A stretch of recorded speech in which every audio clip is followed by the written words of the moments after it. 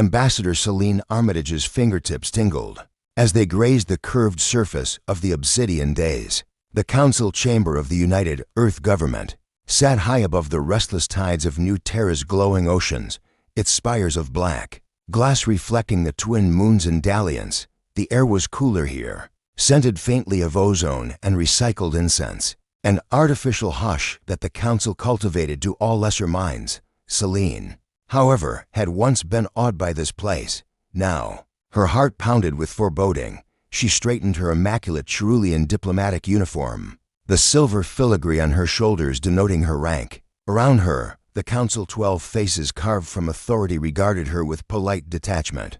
The Chancellor, Darian Voss, sat at the center, his expression a practiced mask of serene control.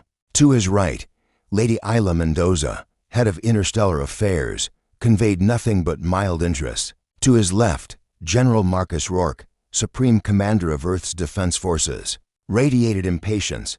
Ambassador Armitage, Chancellor Voss intoned, voice echoing beneath the vaulted ceiling, "We trust your investigation into the air. Collective's recent overtures has been illuminating." Celine's jaw tightened. "Chancellor, my team uncovered discrepancies in their trade logs, unaccounted cargo, cryptic designations. I believe the collective's true objectives go beyond mutual prosperity." She allowed her gaze to sweep the assembled council. A faint crease formed on Lady Mendoza's brow. General Rourke's fingers drummed on the armrest, but Chancellor Voss merely inclined his head. "Your zeal is commendable, Ambassador, but our alliance with the air has brought us resources beyond hope." Celine interrupted, voice low but unwavering, "Technology that saved dozens of colonies." "Yes, Chancellor, but at what price? Our negotiators reported that we ceded exclusive rights to Sirius's new helium-3 reserves. Our scientists surrendered tweaked protocols for the cryostabilizer, and we agreed to host a military hub on Titan.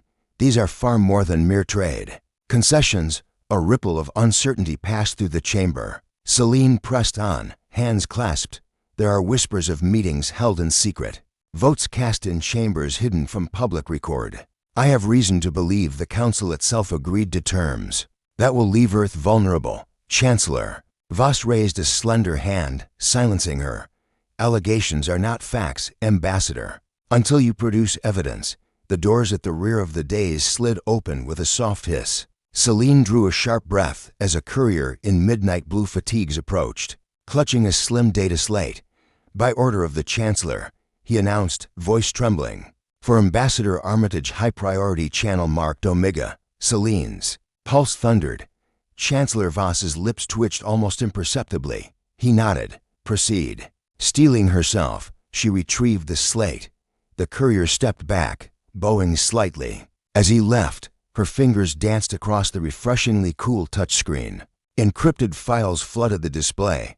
Manifests labeled Project Ascension, stratification proposals for Jupiter's moons, and most troublingly, a directive bearing the Council's seal with the heading Protocol, Omega Directive. Before she could delve deeper, the Council's chamber doors sealed.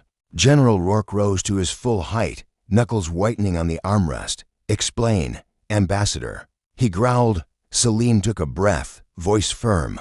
"The Omega Directive outlines plans to deploy Earth's fleet in a campaign not of defense, but of expansion immediately following our formal announcement of alliance with the Air Collective. The target, an uncharted system labeled Thetan 9. The Collective will oversee operations. We are to serve as auxiliaries." A cold hush fell.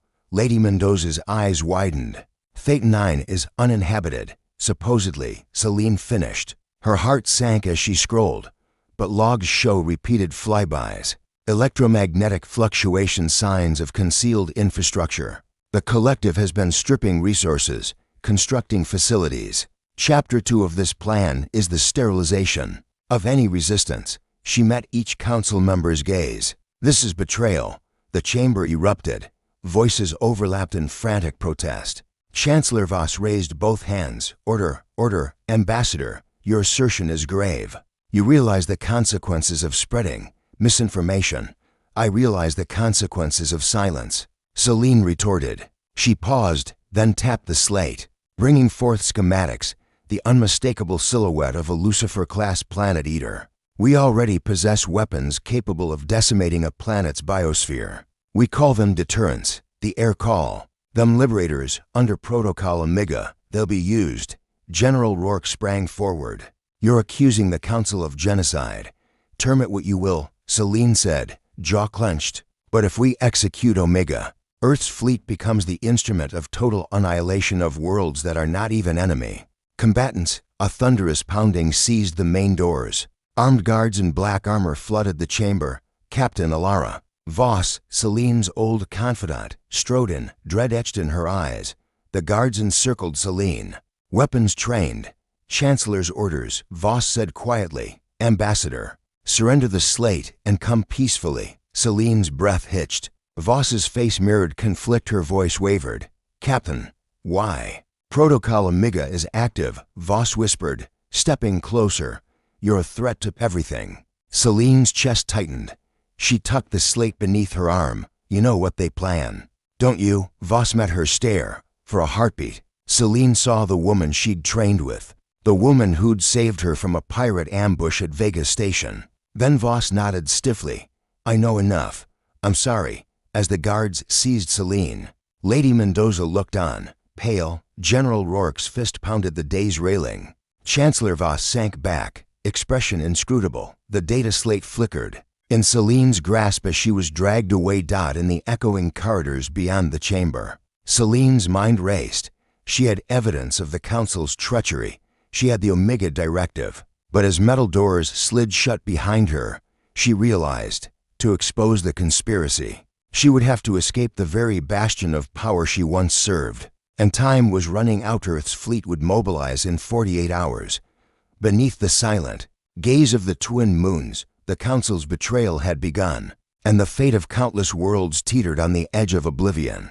Selene braced herself against the cold bulkhead, lips pressed in a determined line. She would not let the truth die in these depths, not if she could help it.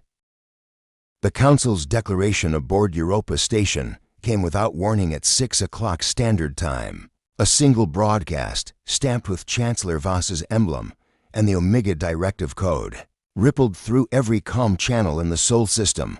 By order of the United Earth Government, the message intoned in measured clarity. The Earth fleet is to mobilize immediately. All personnel are to report to their assigned vessels. Objectives and coordinates to be issued in transit. On the orbital docks of Mars Prime, the Titan-class siege frigates and Helios-class carriers hummed with growing energy. Dock workers in burnished exosuits moved with precision, stacking crates of munitions and sealing rebel compartments against sabotage. Above them, the colossal warships swung free of their stasis clamps, grav drives glowing violet as engineers ran final checks. Admiral Hiroshi Tanaka stood on the observation terrace of the Irene, flagship of the Fifth Fleet. Below him, 19 battlecruisers formed a gleaming arc around Daimo's station. His jaw was set, eyes scanning the fleet's immaculate hulls. Beside him, Commander Selwyn Ortiz, his longtime tactical advisor, tapped at a holo-display streaked with data. Comms Channel 3 has been locked, Ortiz reported. We're receiving only that one Chancellor broadcast, no further directives. Tanaka frowned. No operational orders, no mission brief, nothing. But mobilize. He exhaled, letting the crisp Martian air or its imitation flush his lungs. This is unprecedented. Our orders should come from the Joint Operations Command. Not a single signature at the Council. Ortiz glanced up, concern in his eyes. There are rumors in the hangars, whispers of secret fleets already en route to Theta 9. Some crews claim they witnessed air auxiliary vessels practicing maneuvers in the asteroid belt. At the edge of the terrace, Lieutenant Mara Dupre joined them, her uniform dusted with hydraulic oil from inspecting the Irenae's turbolacers.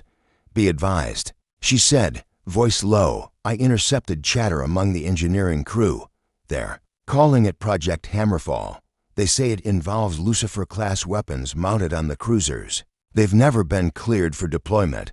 Admiral Tanaka's heart tightened. The Lucifer-class planet eater, an orbital superweapon capable of shattering tectonic plates, with a single pulse, had been shelved years ago for its indiscriminate power. If the Council intended to use it, The cost would dwarf any conventional. Conflict. He turned to Ortiz. Issue a recall on all non-flagship comms. Only trusted channels. I want loyal crews, not frightened conscripts. Ortiz nodded and faded into the command suite. Tanaka remained alone for a moment, gazing at the red orb of Mars hanging in the sky. He thought of Earth, 225 million kilometers distant, and of his family, a daughter growing up on Luna, a wife instructing cadets at the Naval Academy. If the Council had set them on the path to conquest or worse, he would bear responsibility for every life lost, across the belt, on the shining terraces of Ceres colony. Protesters gathered beneath banners that read "Balance, not barbarism." They shouted through hollow hard speaker horns, denouncing the Council's secret alliance with an alien power. The colonial governor, Serena March, watched from her office window as security drones hovered above, their sensors scanning the crowd for weapons or seditious slogans. In the governor's conference room, March faced her advisory council. They want to deploy our fleets as blunt instruments, she said, voice steady though her hands trembled.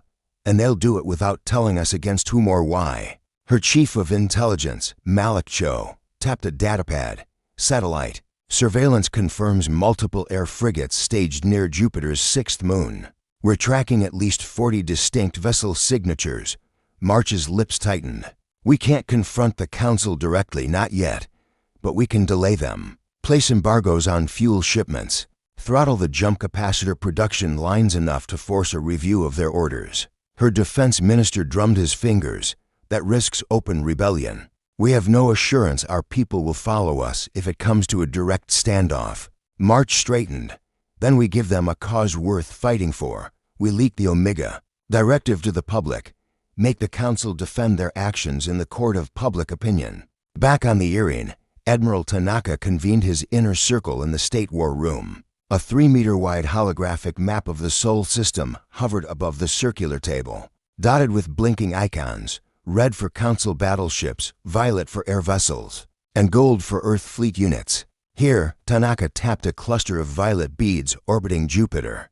These are air task forces. We've been ordered to rendezvous with them at Theta 9, but why? Captain Dupre frowned. Theta 9's coordinates place it in a sparsely charted region.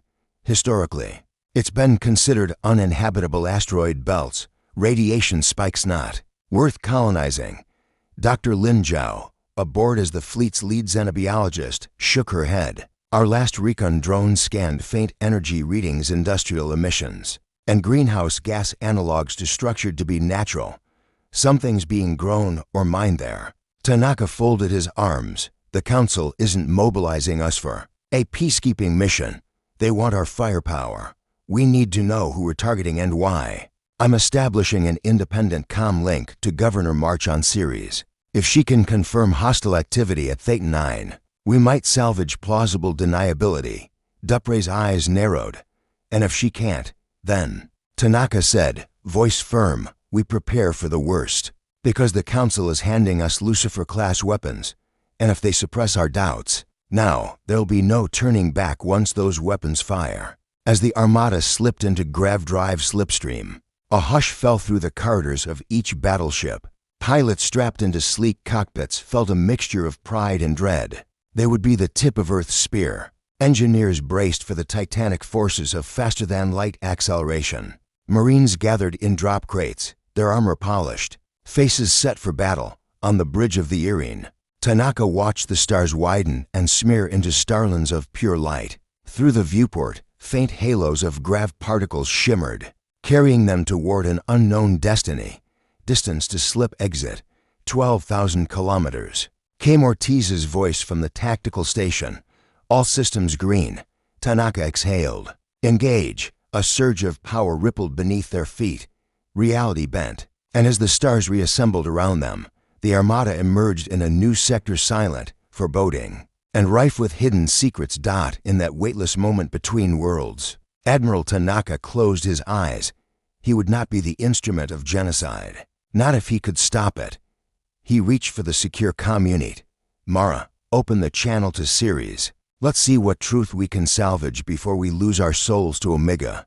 Because once Earth's fleet fires its first apocalypse salvo, There can be no redemption, only ruin. Celine Armitage awoke to the chill hum of artificial gravity. Her wrists ached from the energy cuffs, and the cobalt luminescence of the corridor beyond her cell's viewport washed her features. In an eerie glow, the walls around her pulsed with conduits of crackling power. She was deep in the Council's hidden dreadnought, far from the grand halls of Europa Station. She flexed her fingers, testing the limits of her bonds. No give. The cuffs were keyed to Council biometrics. Somewhere nearby, reactors roared with nuclear fury, powering the very weapons she had warned against. A soft click announced the hatches. Release. Captain Alara Voss slipped inside, black armor scuffed, helmet off, hair tied back in a single braid, guilt and resolve warred in her gray eyes. Ambassador, Voss whispered, stepping close enough for Celine to smell the faint trace of antiseptic and sweat. I'm sorry it came to this. Celine braced herself on the cot. Why are you helping me now? You served under Rourke for years. Voss glanced at the cuffs, then looked away. I thought I was doing what was best for Earth. But when I saw the Omega Directive, when I saw what they intend to do, I couldn't stand by. She produced a slim override key from her boot and placed it against the cuff's biometric scanner. They clicked open. We don't have much time. With a quick gesture, Voss led Celine down the twisting corridors. The ship's architecture was brutalist, angular bulkheads of cobalt steel, exposed conduits snaking along the ceiling, and the ever-present thrum of fusion reactors. Occasionally they passed stacks of weapon crates stamped with the air emblem, a stylized starburst. Consuming a crescent, Celine's chest tightened each time she recognized the icon. They paused before a blast door bearing the inscription Central. Nexus in Council script. Voss tapped a code into the panel. We need to reach the command core where the Annihilation protocol was initiated. Celine's mind raced. If we shut it down, we sever the Council's link to the fleet. But they'll notice immediately and send boarding teams. Voss nodded. Better we strike now. The dreadnought just dropped out of slipstream near Thetan 9 orbit. The planet-eater mounts are charging. Inside the core chamber, coils of superconducting cable arched like cathedral vaults. At its heart sat a crystal matrix and air-designed graviton projector that bridged command signals to the fleet's grav drives round it. Council officers monitored holo-consoles. Celine swallowed. How do we stop it? Voss whispered. We overload the matrix. It'll fry the projector and short the communications node. But we need to get within 2 meters of that crystal. They split up. Voss darted left, drawing the attention of 2 officers with a stunned blast from her sidearm. Celine circled right, heart pounding in her ears as she approached the projector's field. The crystal glowed with trapped starlight, veins of violet, energy rippling through its facets. She placed her palm against the cool surface, feeling a faint pulse like a heartbeat. Behind her, a harsh voice boomed. Stop right there. Admiral Rourke strode into view, his uniform immaculate, eyes hard as diamond. You betrayed your oath, Ambassador. Celine's throat burned. I'm saving billions of lives. Rourke sneered. This is war, Ms. Armitage. History remembers victors, not cowards. The air will avenge our sacrifices and you'll be remembered as traitor. He raised his gloved hand. Celine tensed as energy arcs flickered between his fingers, capacitive repulsors, a weaponized form of non-lethal plasma that could liquefy muscle in seconds. Not today. Voss's voice echoed as she collapsed one of the officers with a well-placed stun blast. She threw Celine a small device. Place this on the crystal and run. Celine pressed the magnetic charge onto the projector's base and backed away. The device beeped rapidly. 5, 4, 3. She spun to run, but Rourke lunged. His hand struck her shoulder with shocking force, and she pitched forward. Before she could scream, Voss was at Rourke's back, knife poised at his throat. Rourke froze. Move, Voss hissed. Celine staggered upright and sprinted for the hatch. Behind her, the device's timer hit 0. The core chamber erupted in a silent nova of light. For a fraction of a second, the entire dreadnought seemed to shudder under a titanic force. Then the lights flickered, consoles went dark, and the hum of the grav drives died. Celine crashed onto the cold floor as reality's edges blurred. When her vision cleared, Alarms were wailing and red emergency lights spun in fractals across the walls. Voss was dragging Rourke's stunned form behind a support strut. "They've lost control of the fleet," Voss panted. "The grav drives are spooling down. Without the projector, the network's signal collapsed. We've bought maybe 10 minutes before the backup kicker reactivates." Celine pressed a hand to her pounding temples. 10 minutes to escape and to warn Tanaka. "We need to broadcast the truth." Voss nodded and pressed a crusted data puck into Celine's hand. "This has corrupted Omega Directive logs, encrypted with my credentials. It'll outlive any purge. Beam it to every ship you can reach." Celine swallowed hard. "What about you?" "I'll stall them here," Voss said, lips tight. "Go." Celine sprinted for the nearest maintenance shaft, vaulting through the narrow access crawl. On her way out, she heard the core's doors slide open. Footsteps thundered. Captain Voss's voice rang out. "For Earth never betrayal." Celine slipped into the shaft, data puck clutched to her chest. As she clambered through the twisting tunnels, she felt the weight of everything she'd learned of Chancellor Voss's deceit. The air's engineered plague, the Lucifer weapons primed to obliterate entire worlds. She emerged onto the Dreadnought's command deck, chaos unfolding in every quadrant. Officers shouted orders into broken comm links. Grav drives blinked offline. At the central viewport, the planet Fate 9 glowed beneath swirling violet storms. Taking a steadying breath, Celine keyed her SATCOM. "This is Ambassador Celine Armitage of the United Earth Government. I broadcast on override authority. You've been betrayed.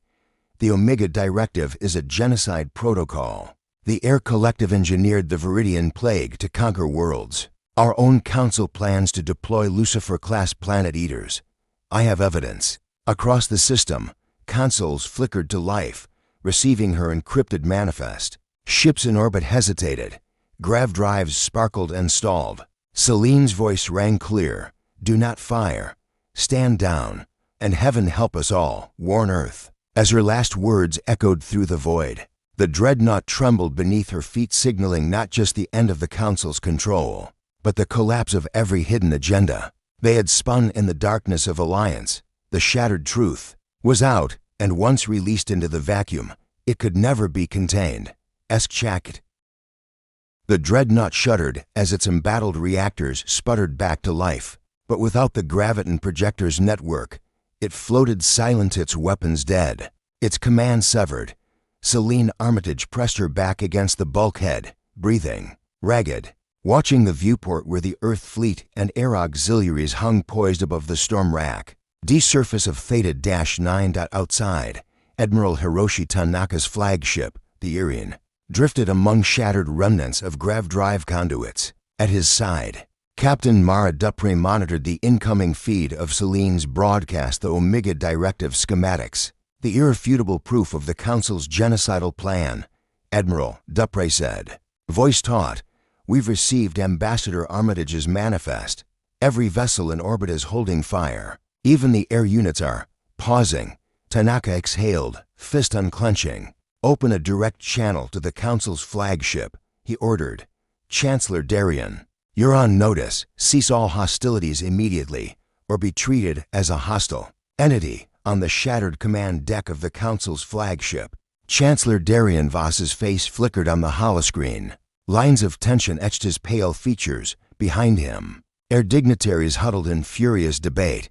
"Admiral Tanaka." Darien's voice wavered, though he fought to keep it steady. "You are under military command of the United Earth Government. You will obey your orders." "Not any longer," Tanaka replied, voice cold. "Your orders are void. You have betrayed humanity. I now assume operational command under Article 37 of the Interim Directive Protocol for Emergency Insurrection." A stunned hush fell over the Council officers gathered behind Darien. He swallowed, sweat beating at his temples. "You have no authority to save billions." Tanaka interrupted. "Stand down your crews, or we will take you by force." A crackle of static. Then Darien's eyes hardened. "So be it." On the bridge of the Irene, the gold icons flickered to red as Tanaka issued the order. "All Earth fleet vessels, prepare boarding parties. Disable Council and air combatants. Capture the flagship alive. Below decks, Marines readied breaching gear. Engineers at maintenance panels rerouted power to non-lethal ion disruptors enough to incapacitate without slaughter. Pilots loaded net-cord rounds and EMP mines into their bays.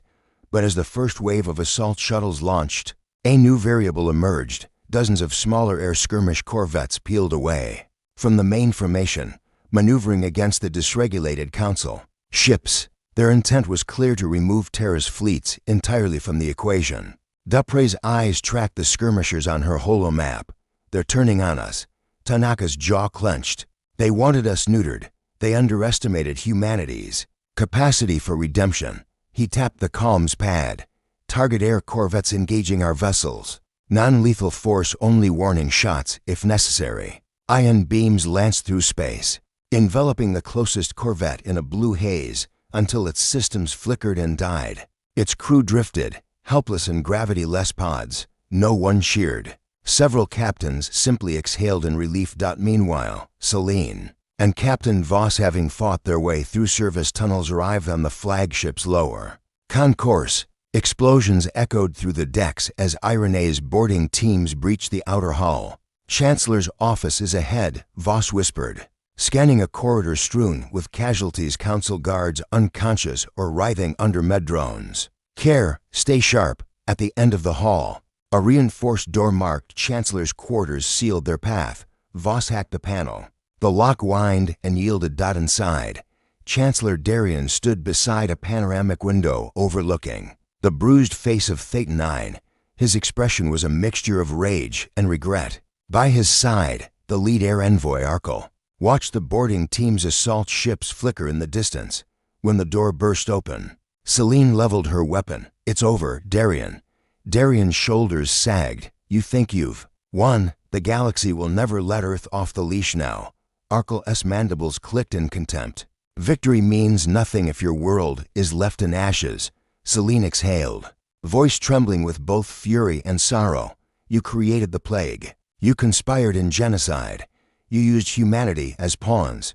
Darien closed his eyes. "I believe the ends warranted the means. Expansion, security." His words trailed into nothing. Voss cuffed him. "Security built on bones is no security at all." As Council guards surrendered and air envoys were detained, Celine turned to Voss. "Get him to the brig.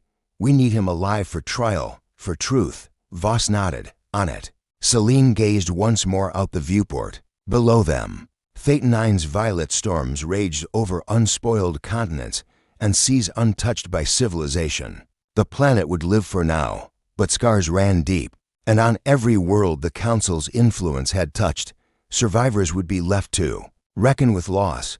3 days later, the battered remains of the Earth fleet regrouped above Luna. The scars of battle traced every hull, laser gouges, patchwork plating, missing modules. But the flag of Earth flew unbowed. Admiral Tanaka stood on the Irene's deck alongside Celine Armitage, awaiting the assembly of the Provisional Tribunal. Representatives from Mars, Luna, Ceres, the Belt colonies, and even dissenting air officers filled the grand viewing gallery. Celine stepped forward, voice clear and resonant. "Let this stand as testament. When those in power betray the people, it falls upon each of us to hold them accountable.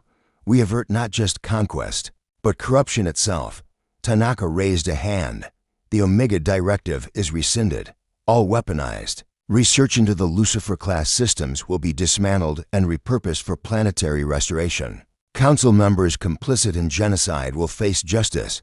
We rebuild not as conquerors, but as guardians of our home and of every world capable of life." A chorus of assent rippled through the assembly. In the months that followed, Thetan 9's first ecological survey teams landed to discover a thriving bioluminescent flora. Beneath violet skies, sentient calcium-shelled creatures navigating phosphorescent reefs. The planet had survived its near erasure. Across the Sol system, silos of Lucifer-class components were dismantled beneath controlled detonations. Scientists repurposed graviton coils to terraform sections of Mars's canyons. Xenobiologists used air biosample banks to cure outbreaks of the Viridian plague on Europa and Callisto. Celine and Tanaka founded the Vigila New Coalition Council dedicated to transparency, mutual aid, and ethical oversight. Its charter bound every member world not by top-down decree, but by shared commitment to uphold life in all its forms. In time, the wounds of betrayal began to heal. Survivors of the Council's secret wars found solace in open remembrance rituals. Children on Luna played under the restored dome gardens, unaware of how close their world came to oblivion. Yet Selene kept the Omega Directive's data slate locked within the Vigil's archives, a solemn reminder of the horrors that secrecy and ambition could unleash. At night, she often walked the observation terrace of the Irene, gazing at the twin moons that watched over New Terra. The stars beyond whispered of countless other civilizations, some benevolent, others equally willing to betray. She touched the silver filigree of her diplomat's insignia, a symbol once tarnished by lies. Now it stood for something new, vigilance forged in the crucible of betrayal, tempered by the unwavering resolve to protect the fragile spark of life. And so, as humanity stepped into the wider galaxy, it carried with it a hard-learned truth. That power, unchecked, could doom them all, but that courage, guided by conscience, could kindle a light against the abyss. The Vigil would guard that light, for in the silent expanse of space, it was the noblest weapon of all.